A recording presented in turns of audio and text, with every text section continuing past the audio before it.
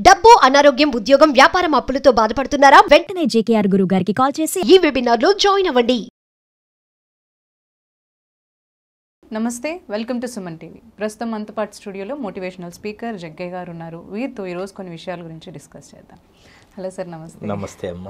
చాలా డిస్టర్బింగ్ విషయం అనొచ్చు ఇది. ఎందుకు అంటే ఈ మధ్య చూసుకున్నట్లయితే పిల్లలు ఒక టీనేజర్స్ అనే కాదు, 10th, 8th, 9th, 7th చదివే పిల్లలకి కూడా ప్రెషర్ ఎక్కువైపోయింది. అది ఒప్పుకుంటున్నాం, స్టడీస్ గురించి లేదంటే ర్యాంకింగ్ గురించి ఎక్కువైపోయింది. కాకపోతే ఈ ప్రెషర్ వల్ల సూసైడ్ కేసెస్ కూడా వాళ్ళలోనే ఎక్కువైపోయాయి. అది మరి స్టడీస్ రిలేటెడ్ ఉంటుందో, ఇంకేమైనా ప్రెషర్స్ ఉంటున్నాయో, పేరెంట్స్ దగ్గర నుంచి కావచ్చు, లేదంటే వాళ్ళు చదువుతున్న ఎడ్యుకేషన్ సిస్టమ్ దగ్గర నుంచి కావచ్చు. బట్ ఇప్పుడు కొన్ని సంఘటనలు చూసాను ఏంటంటే, ఎగ్జామ్స్ అయిపోయినాక రిజల్ట్స్ వచ్చినాక రిజల్ట్సే చూసుకొని ఫెయిల్ అవుతున్నామని సూసైడ్ చేసుకున్న కేసెస్ దగ్గర నుంచి ఇప్పుడు ఎగ్జామ్ సరిగ్గా రాయలేదనే ప్రెషర్ తీసుకొని కూడా సూసైడ్ చేసుకుంటున్నారు. సో వీటిని ఎలా మనం చూడొచ్చు అంటారు? అండ్ ఈ స్టూడెంట్స్ మైండ్ సెట్ని మనం ఎలా మారుస్తే ఇవన్నీ కూడా మనం తగ్గించుకోవచ్చు అని అంటారు మీరు? ఖచ్చితంగా చాలా ఆందోళనకరమైన విషయము. దీనికి అందరి పాత్ర ఉంది. అంటే పాఠశాలలు కానీ, విద్యాలయాలు కానీ, అంటే school management, education organisations, parents. అయితే తక్కువ పాత్ర పిల్లలే ఉందని చెప్పచ్చు. వాళ్ళ మీద వీటన్నిటి ప్రభావం ఉండడం వల్ల వాళ్ళు ప్రభావానికి లోనై కొంత మానసికంగా బలహీనపడి ఇలాంటి చర్యలకు పాల్పడుతున్నారు. వాళ్ళు స్ట్రెంథన్ కావాలంటే ఏం చేయాలి? బేసికల్గా పేరెంట్స్, వాళ్ళు ప్రథమ గురువు, అంతే కదా. అదే తల్లి, తండ్రి, అండ్ అగైన్ స్కూల్లో టీచర్స్. అవి లేకపోవడం వలన, అవి లోపించడం వలన పిల్లలందరూ కూడా ప్రెషర్ ఫీల్ అవుతున్నారు. ప్రాపర్ గైడెన్స్ లేదు. ఇప్పుడు ప్రెషర్ అనేదాన్ని మనం ఎక్స్పాండ్ చేస్తే ఎలా అవుతుందంటే, ప్రెషర్ అనేదాన్ని ప్రీషూర్ అంటే పేరెంట్స్ ముందే మా అబ్బాయో మా అమ్మాయో ర్యాంక్ వస్తుంది, లేకపోతే టాప్ ఉంటాడు అని ప్రీష్యూర్, అంటే ముందే ఖచ్చితంగా వస్తుంది అని డిసైడ్ చేసుకుంటే ప్రీష్యూర్ అనేది ప్రెషర్ అవుతుంది యాక్చువల్గా. అలాగే టార్గెట్ అనేది ట్రిగ్గర్ అవుతుంది. వీళ్ళు ఏదో టార్గెట్లో అని అనుకుంటున్నారు కానీ అది వాళ్ళ మీద ప్రెషర్ ట్రిగ్గర్ చేస్తుంది. ఎప్పుడు కూడా కంఫర్ట్ సిచ్యువేషన్లో ఉన్నది కంటిన్యూటీ ఉంటుందండి. ఇప్పుడు బై ప్రెషర్లో, ఫర్ ఎగ్జాంపుల్, మీకు ఈరోజు 20 చేయాలంటే ఒక మొదటి రోజు 21 కూడా చేయగలరు, 2 రోజు. కానీ ఆ ప్రెషర్ ఉండకూడదు. మీకు వదిలేస్తే కంటెంట్ వస్తుంది, కంఫర్ట్ వస్తుంది, క్వాలిటీ ఉంటుంది. ఒక మెషిన్ వేరు. All machines and engines, tools are man made, but man is not man made, God made. కాబట్టి మనిషి అనే దానికి, హ్యూమన్ రిసోర్సెస్కు ఒక స్పెషల్ ట్రీట్మెంట్ ఉండాలి. ఈ 1440 RPM లేకపోతే 28 హై స్పీడ్, లో స్పీడ్ అని మిషన్ ఆన్ చేస్తున్నాం, కంప్యూటర్ ఆన్ చేస్తున్నాం. Even for that also, even computers కూడా అలసిపోతాయని కూలింగ్ సిస్టమ్ పెడుతున్నాం, అవునా? అంటే అవి కూడా హీట్ ఎక్కుతాయి. తెలుగులో దాన్ని ఏమంటారంటే డస్సిపోవడం అంటారు. యంత్రాలు కూడా మనిషిని అలసిపోవడం అంటారు, యంత్రాలను డస్సిపోవడం అంటారు. ఈ పదము తెలుగు పదము చాలా మందికి తెలియదు. మిషన్కి అలా అవుతున్నప్పుడు మనిషికి అవదా? ఇంకోటి, ఎప్పుడు కూడా ప్రెషర్లో రిజల్ట్ రాదు. అది చాలామంది, ఈవెన్ అందులో మనం కూడా ఉన్నాం, గమనించడం లేదు. ఏంటి ర్యాంకు? అయితే education system it self wrong ఉంది. ఎన్నో చేంజెస్ వచ్చినాయి, ఇంకా చాలా చేంజెస్ రావాలి. మన రాజకీయ నాయకులు కానీ, ప్రభుత్వాలు కానీ, ప్రతిపక్షాలు కానీ, ఈవెన్ మేధావులు కానీ ఎన్నో విషయాల మీద నిరంతరంగా డిబేట్స్ ఉంటాయి. కానీ ఎడ్యుకేషన్ సిస్టమ్ మీద కంప్లీట్గా ప్రత్యేకించి డిబేట్ పెట్టి, మేధావులందరినీ కాల్ఫర్ చేసి, సెమినార్స్ మీటింగ్ పెట్టి ఒక బెస్ట్ ఎడ్యుకేషన్ సిస్టమ్ అనే విద్యా విధానాన్ని ఎందుకు తీసుకురాం? వచ్చినాయి, మార్పులు వచ్చినాయంటే రాలేదని కాదు, వచ్చినాయి. అయినా ఇంకా షూటబిలిటీ లేదు. ఏంది, పుస్తకము అనేది విషయాన్ని ఇస్తున్నాయి, విజ్ఞానాన్ని ఇస్తలేవు అంతగా. కేవలం పుస్తకాలు చదివి ర్యాంకులు వచ్చినంత మాత్రాన లైఫ్లో టాప్ పొజిషన్లో సెటిల్ అవుతాడు అనేది భ్రమ. అలాంటి అంబానీ టాపా? ఇండియాలో టాపా? అదాని ఇండియాలో టాపా? ఈవెన్ ఇప్పుడు ఈ IAS ఆఫీసర్లు అందరూ కూడా కాదు. సపోజ్ ఫర్ ఎగ్జాంపుల్ ఒక చీఫ్ మినిస్టర్ అంటే పేరు చెప్పదు, ఆయన ఏమన్నా ఎడ్యుకేషన్లో టాపా? అంటే జీవితంలో మనం ఎన్నో నేర్చుకోవాల్సినవి ఉంటాయి. అయితే ఇక్కడ మళ్ళీ బ్యాక్ వచ్చి, అంటే ఇన్ జనరల్గా మాట్లాడినప్పుడు ఇవి కదా, పిల్లలకు వచ్చేసరికి చాలా నేర్చుకోవడం అనేది ఎప్పుడు ఆడుతూ పాడుతూ అంటారు చూడు కదా, లర్నింగ్ విత్ ప్లే అనేది ఉండాలి. చాలామంది ఏంటంటే ప్లే అంటే ప్లే స్కూల్స్ అంటాం చూడు, చిన్న పిల్లలకే అంటాం. యాక్చువల్ రిలాక్స్ ఉందా అండి? డ్రిల్ పీరియడ్స్ ఉన్నాయా? మేము చదువుకునేటప్పుడు డ్రిల్ పీరియడ్స్, పీఈటీలు ఉండి డ్రిల్ Games పీరియడ్. ఇప్పుడు పీఈటీలే లేరు లేదు. స్కూళ్ళల్లో, డ్రిల్ పీరియడ్సే లేవు, ఆటలు లేవు, పాటలు లేవు. అంటే మనసుకి ఉల్లాసాన్ని కలిగించే, పిల్లలకు మానసిక ఉల్లాసాన్ని కలిగించే కార్యక్రమాలు ఉండడం లేదు. ఎంతసేపు చదువు చదువు చదువు స్ట్రెయిన్. అంటే దీనికి ఒక లిమిటేషన్ ఉంటుంది, అది రిసీవ్ చేసుకోదు. అది ఇప్పుడు స్టడీ అవర్స్ అని పెడుతుండండి. అంటే నేను మొత్తం సిస్టమ్ యాజ్ ఏ హోల్గా తప్పు పడతలేను. ఇప్పుడు సపోజ్ 6 to 9 స్టడీ అవర్స్ అనుకో, అంటే 6కి అందరు పిల్లలు మిషన్ లాగా రెడీ అవుతారా? మీకు 6:30కి 3 ఉండొచ్చు, నాకు 7కి ఉండొచ్చు. అంటే నా ఇష్టం ఉన్నది ఆ చదువులో లేదు. 6 to 9 చదవాలి. అంటే మైండ్ ట్యూన్ అవ్వాలనేముంది? అందరి మైండ్స్ ఒకటేసారి చదవాలనేముంది? దట్స్ రాంగ్ బేసికల్గా. అంటే ఎప్పుడు ర్యాంక్స్ కొరకు, మార్కుల కొరకు అని కాకుండా గ్రాస్పింగ్. ఇక్కడే స్టేట్ సిలబస్కు సిబిఎస్సికి తేడా ఉంది. సిబిఎస్ అనేదేమో అంటే to the best of my interpretation part, అంటే చదువుకున్న దాన్ని ఎలా ఇంటర్ప్రిట్ చేయాలనేది సిబిఎస్సి చెప్తుంది. ఈ స్టేట్ సిలబస్ ఏంటంటే బయోటింగ్ సిస్టమ్, మామూలుగా చెప్పాలంటే బట్టి చదవడం చెప్పడం. ఇది ఎలాంటిది అంటే ఒక శ్లోకం లాగా. ఇప్పుడు చిన్నపిల్లలు కూడా సంస్కృత శ్లోకం చదువుతారు. ఇది జనరల్గా చెప్తున్నా టపాలజిస్. అయితే శుక్లాంబరధరం శశివర్ణం చతుర్భుజం ప్రసన్నవదనం ధ్యాయే. ఏ పిల్లోడైనా చదువుతాడు, కానీ మీనింగ్ తెలియదు. ప్రతి పదానికి అర్థం తెలియాలి. చదువు అలా ఉండాలి. ఇప్పుడు ఈ స్టేట్ సిలబస్లో ఏంటంటే శ్లోకాలు అందరికి వస్తున్నాయి, ఆ శ్లోకంలో ఒక పదానికి అర్థం తెలియడం లేదు. అలాంటి ఎడ్యుకేషన్ ఉంటే డెఫినెట్గా ఉంటుంది. అందుకని మీరు చూడండి, నేనేమంటే ఒకవేళ అదే కరెక్ట్ అనుకుంటే 10th స్టేట్ టాపరు ఇంటర్మీడియట్లో స్టేట్ టాపర్ ఎందుకు అవుతలేడు? ఇంటర్మీడియట్ ఐపీఏలో వచ్చిన వాడు ఎంసెట్ ర్యాంకర్ ఎందుకు ఉంటలేడు? ఎంసెట్ బీటెక్లో టాప్ ఎందుకు ఉంటలేడు? ఐఐటీలు ఎందుకు సీట్ వస్తలేదు? ద బెస్ట్ జాబ్ ఎందుకు వస్తలేదు? On campus, off campus, what ever, ఇవన్నీ ఉన్నాయి చూడండి. ఇది ఎందుకు? ఇవన్నీ తెలుసు, ఎవరు దాని మీద కాన్సన్ట్రేట్ చేస్తలేరు. యాక్చువల్గా గవర్నమెంట్ ముందుకు రావాలండి. గవర్నమెంట్ అనేది నిజంగా మన అందరికీ, రాష్ట్ర ప్రభుత్వం అనుకో, రాష్ట్రంలో ఉన్న ప్రజలందరికీ పేరెంట్స్ లాగా. ఒక మంత్రిమండలం మేబీ సీఎం ఒక్కడే అని కాదు, కానీ ఆ ప్రభుత్వం అంతా పేరెంట్ లాగా బిహేవ్ చేయాలి. అండ్ అగైన్ మెనీ టైమ్స్ అంటే చాలాసార్లు ఎలా అంటారంటే పశువుల డాక్టరు అంటారు. పశువుల డాక్టర్కు మనుషుల డాక్టర్కు ఒక చాలా ప్రత్యేకమైన తేడా ఉంది. మీరు ఎంత పెద్ద డాక్టర్ దగ్గరికి, స్పెషలిస్ట్ దగ్గరికి పోయినా కానీ అడుగుతాడు, అమ్మ ఏమనిపిస్తుంది అంటే ఊరికే స్టమక్ పెయిన్ ఎందుకు, తిన్నప్పుడా తిననప్పుడా, లేకపోతే టచ్ చేసి ఇక్కడ అక్కడ అని మీతో ఇంటరాక్ట్ అవుతాడు. పశువుల డాక్టరు పశువు మాట్లాడుతుందా?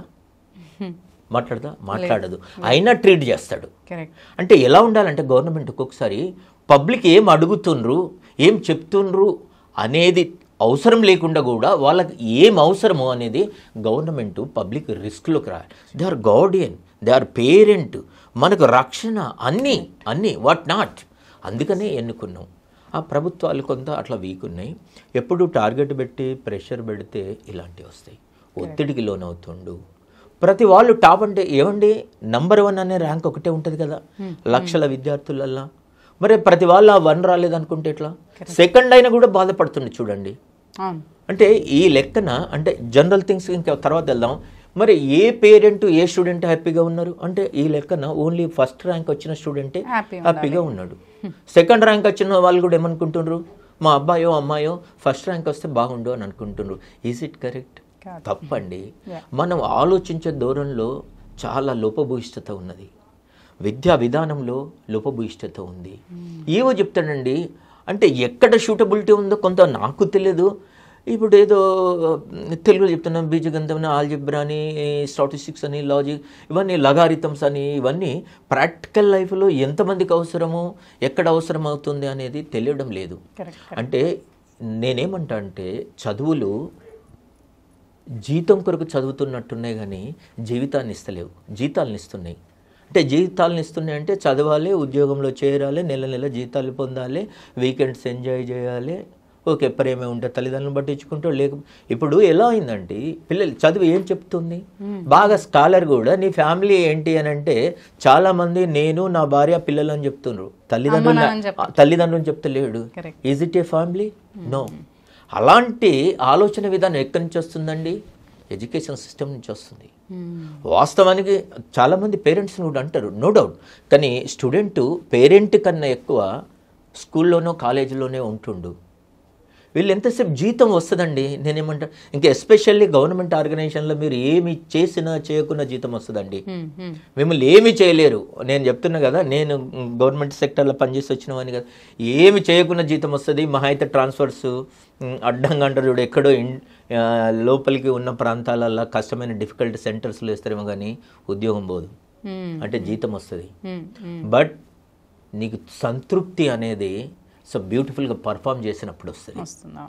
మీరు ఎలాగ ఫీజు తీసుకుంటున్నాండి? So why don't you give quality education? Right.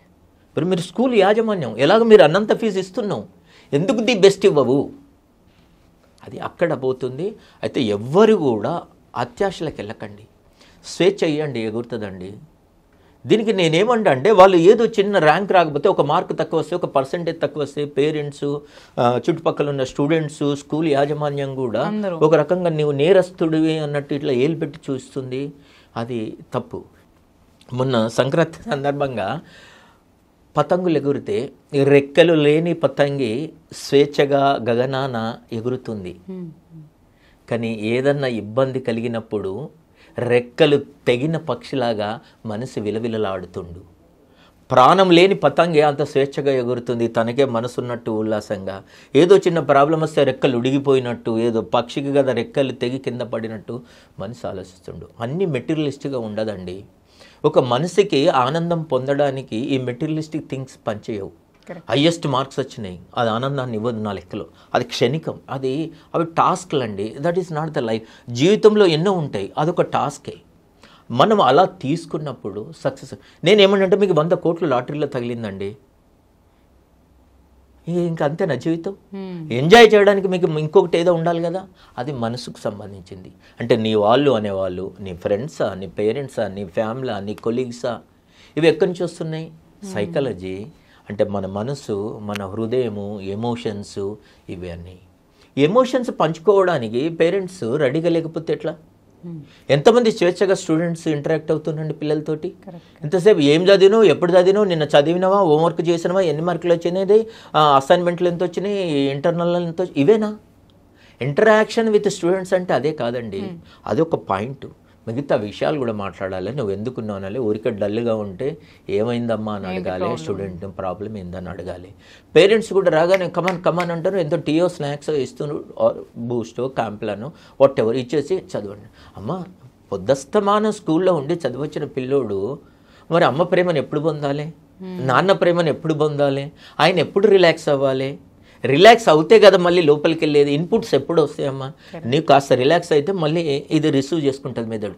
ఇలాంటి వదిలేసి ఒత్తిడి క్రియేట్ చేస్తే నేనేమంటున్నా, ప్రీష్యూర్ అంటే టేక్ ఇట్ గ్రాంటెడ్గా నా కొడుకు ఫస్ట్ ర్యాంక్ వస్తాడు, లేకపోతే టాప్ వస్తాడు, ఇది వస్తాడు, అది వస్తాడు అని ప్రీష్యూర్గా నువ్వు అనుకుంటే ప్రెషర్ వస్తుంది. నువ్వు డోంట్ గివ్ ద టార్గెట్ అండి, యూ టేక్ ద కమిట్మెంట్. తేడా ఏంటో తెలుసా? ఇదే మళ్ళీ మీకే చెప్తున్నా, మీరు ఇవాళ ఎన్ని చెయ్యండి అని నేను ఏదో మీ ఎండీగా చెప్పేదానికన్నా, అమ్మ ఇవాళ ఎన్ని చేస్తావంటే, no doubt if you are normal and genuine, నేను 15 ఎక్స్పెక్ట్ చేస్తే నువ్వు విత్ జీల్ సార్ నేను ఇవాళ 16 చేస్తా అంటావు. That I want. అంటే ఈ టైప్ ఆఫ్ థింకింగ్ ఉన్నప్పుడు ఇది అందరికీ వర్తిస్తుంది. అయితే మన స్టూడెంట్స్ గురించి చెప్తున్నాం కాబట్టి, అండ్ అగైన్ అదొకటే లైఫ్ కాదు. ఇప్పుడు 10th పిల్లలు అనుకుందాం, 10thలో ర్యాంక్ రాలేదండి, జీవితం ముగిసిందా? లేదా 10thలో ర్యాంక్ వచ్చింది, స్టేట్ ఫస్ట్ వచ్చింది, ఇంకా అయిపోయిందా? అక్కడ కూడా అవ్వలేదు, ఇంకెంతో జర్నీ ఉంది. ఈచ్ అండ్ ఎవ్రీ టర్నింగ్ను మనం లెక్కలోకి తీసుకోవాలి. ప్రతి మలుపులో గెలుపుని చూసుకోవాలి. ఒక చోట పడిపోయినంత మాత్రాన మనం జీవితంలో ఓడిపోయినట్టు కాదు. నిలబడడం నేర్చుకోవాలి. కొన్ని నిలబడడం నేర్చుకుంటాం, పడిపోయినప్పుడు, పరిగెత్తినప్పుడు కొన్ని గెలుపులు నేర్చుకుంటాం.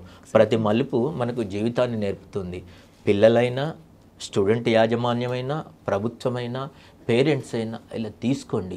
పిల్లలు కూడా పోనీ చిన్న వాళ్ళకి తెలియదు, హై స్కూల్ వరకు తెలియదు, కాలేజీలకు వచ్చిన తర్వాత పీజీలు చేసి డాక్టర్ చేస్తున్న వాళ్ళు కూడా, రేపు ఎదుటి వాళ్ళకి ట్రీట్మెంట్ ఇచ్చేవాళ్ళు కూడా, డాక్టర్స్ మెడికోస్ కూడా సూసైడ్ చేసుకుంటున్నారు. మీరు మానసికంగా బలహీనలకు లేకపోతే ఆరోగ్యంగా బలహీనలకు వైద్యం చేయాల్సిన పరిస్థితుల్లో మీరు నిలదొక్కుకోండి. మీ పేరెంట్స్ అన్నది మీట్ కానప్పుడు చెప్పండి, ఛాలెంజ్ చేయండి, నేను నెక్స్ట్ టైం ఇస్తా అని చెప్పండి. You try for that. ఒకరోజు ఓటమి ఎన్నడూ ఇది కాదు. అయితే నేను అంటే మన ఇదివరకు కూడా మాట్లాడుకుని నేను కొంత కవిత, ఎప్పుడు కూడా వెలుగు అనేది చీకటి చివరనే వెలుగు చిరునామా అంటాం అన్నట్టు. చీకటి ఎండ్ అవుతే అక్కడ వెలుగు మొదలవుతుందమ్మా. వెలుగు చిరునామా ఏంటంటే చీకటి చివరనే వెలుగు చిరునామా అంటాం. అంటే ఇవాళ ఓడిపోయినంత అది కాదమ్మా. నువ్వు ఎంతోమంది గొప్ప వాళ్ళని తీసుకో, ట్రయల్ అండ్ ఎర్రర్లా ప్రయత్నం చేసిండ్రు, ఓటం పొందిండ్రు, కానీ ప్రయత్నాన్ని యత్నిస్తూ ఉంటే ప్రతి ప్రయత్నము ఫలితాన్ని ఇస్తుంది అని చెప్తామన్నట్టు. అలా మనం ట్రై చేస్తుంటే పిల్లలు హ్యాపీగా చదువుకుంటారు. దాన్ని ఒక ప్లే లాగా తీసుకోవాలి, ఆడుతున్నట్టే తీసుకోవాలి, ఆనందంగా. మీరు గురుకులాలు తీసుకోండి, చాలామంది మనం డెవలప్ అయినాం అనుకుంటున్నాం, కానీ గురుకులాలను తీసుకోండి, చాలా ఆడుతూ పాడుతూ మాట్లాడుతూ పనిచేస్తూ తోటలో పనిచేస్తూ వంటలు చేస్తూ వాళ్ళ గురువులకు సహాయం చేస్తూ సేవ చేస్తూ బయట ప్రపంచ జ్ఞానాన్ని నేర్చుకుంటూ చదువుకున్న రాజుల కొడుకులు కూడా అక్కడే చదువుకున్నారు, మిగతా వాళ్ళు కూడా అక్కడే చదువుకున్నారు. ఎందుకు? అక్కడ కూడా అన్ని రకాల మనుషులు ఒకటే దగ్గర ఉండాలని. ఈవెన్ ఈ రోజుకి కూడా లేదు, అన్ని పోయినాయి అన్నారు, తేడాలు పోయినాయి అన్నారు. ఎక్కడ పోయినాయమ్మా? ఇప్పుడు ఇఫ్ యు ఆర్ రిచ్, ఏదో ఒక రిచ్ స్కూల్లో చదివిస్తున్నావు, మామూలు వాడు ఆ స్కూల్లో చదివిస్తున్నాడు అంటే ఇప్పటికీ ఇంకా తేడాలు ఉన్నాయా లేవా సమాజంలో? ఎన్ని విషయాలు వస్తున్నాయి చూడండి ఒక సూసైడ్ అనే దాని మీద.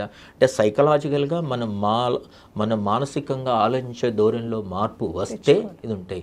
అనవసరమైన వీళ్ళందరి వలన, పేరెంట్స్ వలన, స్కూల్ యాజమాన్యం వలన, ప్రభుత్వ లోపాల వలన, విద్యా విధానంలో ఉన్న లోపాల వలన పిల్లలు అనవసరంగా గురవుతున్నారు. నీవెవరమ్మా? దేవుడు ఇచ్చిన వరం పిల్లలు అనేది. ఉదాహరణకు 100 ఏళ్ళు కాకుండా ఒక 70 ఏళ్ళు అనుకుంటే ఒక 10-15 ఏళ్ళకే వాళ్ళ జీవితాన్ని చిదిమేస్తే మిగతా జీవితాన్ని మీరు తీసుకున్నట్టు కాదా? ప్రతి తల్లిదండ్రులు కూడా, అంటే ఐఎమ్ బికమింగ్ ఎమోషన్, ప్రతి తల్లిదండ్రులు కూడా ఎవరిని తక్కువ చేయకండి అండి, ఎవరిని తక్కువ చేయకండి. ఇప్పుడు స్కూల్లో పెట్టిన వాళ్ళందరూ టాపర్స్ అనండి.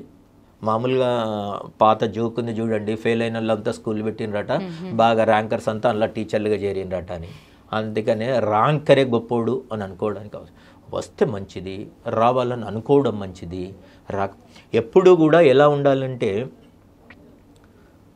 లేని దానికై పాటుపడు కానీ ఉన్నదానితో సంతోషపడు అనే జీవన విధానాన్ని ఎన్నుకుంటే పిల్లలు కానీ తల్లిదండ్రులు కానీ సమాజం కానీ బాగుంటుంది. ఇది అందరూ గమనిస్తే, తల్లిదండ్రులు ప్రత్యేకించి తల్లిదండ్రులు, పిల్లలు, యాజమాన్యం. పిల్లల తప్పు తక్కువ ఉందండి, వాళ్ళకు అది ఎదుర్కొనే ధైర్యాన్ని ఇవ్వాలి. మీకు డబ్బు ఇవ్వాల్సిన అవసరం లేదు, సంపాదించుకునే తెలివి ఇవ్వాలి, సమాజంలో నిలదొక్కునే మానసిక స్థైర్యాన్ని ఇవ్వాలి తల్లిదండ్రులు. మీకు 1000 కోట్లు ఇచ్చినా మీకు నాలెడ్జ్ లేకపోతే కొద్ది రోజులకు అవి పోతాయి, కరిగిపోతాయి. నేను 10th థర్డ్ క్లాస్ అమ్మా. ఇప్పుడు నేను 10th థర్డ్ క్లాస్లో ఉన్నప్పుడే మీరు నన్ను అసెస్ చేస్తే వీడు వేస్ట్ అనుకుంటారా? అనుకోరా? బట్ నేను intermediate class first, BCom Karimnagar district first, MCom Osmania university topper. మా నాన్న ఎన్నడూ ప్రెషర్ పెట్టలే. ఆన్ మై ఓన్ పెరుగుతున్న కొద్దీ మనం సరౌండింగ్స్ చూస్తాం, మనకేం కావాలనేది ఆలోచించుకుంటాం, మనకు మనం చదువుకుంటాం. ఇది నన్ను నేను ప్రమోట్ చేసుకోవడానికి చెప్తలేను. ఇప్పుడు ఈ స్టేజ్లో నేను ప్రమోట్ చేసుకోవాల్సింది లేదు. ఇది ఎందుకు చెప్తున్నా అంటే స్టడీ అనేది అనందుడు STUDY స్టడీ అంటే ఇఫ్ యూ గో స్టడీ వస్తుందమ్మా. నువ్వు స్టడీగా వెళ్ళు. స్టడీ అంటే ఏందమ్మా? నేర్చుకోవడం. ఆ నేర్చుకోవడం అనేది ఒక రోజుతోనే అయ్యేది కాదు. ఈ రోజే మొత్తం ప్రపంచ జ్ఞానం అంతా రావాలంటే రాదు. కొన్ని చదవడం ద్వారా, కొన్ని పనిచేయడం ద్వారా, కొన్ని వినడం ద్వారా, కొన్ని చూడడం ద్వారా, కొన్ని జీవితంలో ఎన్నో పాఠాలు నేర్చుకుంటాం. అలా అనుకుంటే సొసైటీ బాగుండాలమ్మా. ఎంతమంది సంతోషంగా ఉన్నారు? ఓకే, నేను డైవర్ట్ అవుతున్నా, టాపిక్ అనే రెస్ట్రిక్ట్ అవుతున్నా, కానీ ఇది ఇంటర్లింక్డ్, అంటే మల్టీ లింక్డ్ ఉంది. సైకలాజికల్గా ఎప్పుడు కూడా ఎదుటి వ్యక్తి కానీ మన వాళ్ళు కానీ బాధపడకుండా చూసుకునే పరిస్థితి మనకు ఉంటుంది. కాబట్టి పేరెంట్స్ చాలా కేర్ తీసుకొని పిల్లలను పువ్వులాగమ్మా, అంటే ఒక ఫ్లవర్ని పిక్ చేస్తే ఎలా చేస్తాం, ఎంత డెలికేట్గా దింపుతాం, అంత బ్యూటిఫుల్గా చూసుకోవాలి, వాళ్ళకు ధైర్యాన్ని ఇవ్వాలి.